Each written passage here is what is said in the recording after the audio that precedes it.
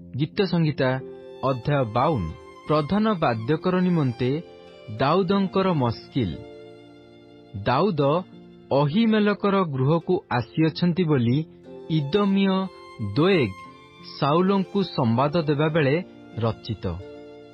ହେ ବୀର, ତୁମ୍ଭେ ଅନିଷ୍ଟ କର୍ମରେ କାହିଁକି ଦର୍ପ କରୁଅଛ? ପରମେଶ୍ୱରଙ୍କ ଦୟା ନିତ୍ୟସ୍ଥାୟୀ।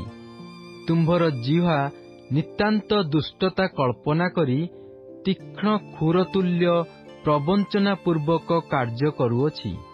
ତୁମ୍ଭେ ସୁକର୍ମ ଅପେକ୍ଷା କୁକର୍ମକୁ ଓ ଧର୍ମ କଥା ଅପେକ୍ଷା ମିଥ୍ୟା କଥାକୁ ଅଧିକ ଭଲ ପାଉଅଛ।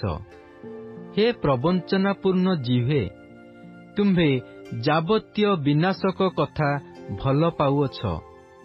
ପରମେଶ୍ୱର ତଦ୍ରୂପ ତୁମ୍ଭକୁ ସଦାକାଳ ବିନାଶ କରିବେ। ସେ ତୁମ୍ଭକୁ ଧରି ତୁମ୍ଭ ତମ୍ବୁକୁ ଟାଣିନେବେ ଓ ଜୀବିତମାନଙ୍କ ଦେଶରୁ ତୁମ୍ଭର ମୂଳୋତ୍ପାଟନ କରିବେ।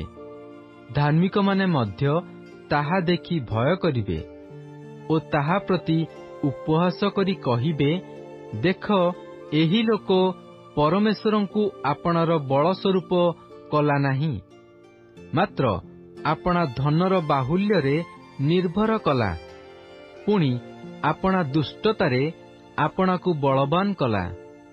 ମାତ୍ର ମୁଁ ପରମେଶ୍ୱରଙ୍କ ଗୃହରେ ସତେଜ ଜିତବୃକ୍ଷ ତୁଲ୍ୟ ଅଛି।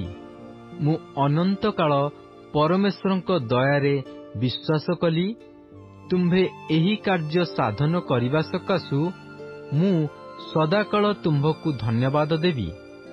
ମୁଁ ତୁମ୍ଭ ସଦ୍ଭକ୍ତମାନଙ୍କ ସାକ୍ଷାତରେ ତୁମ୍ଭ ନାମର ଅନୁସରଣ କରିବି, ଯେହେତୁ ତାହା ଉତ୍ତମ।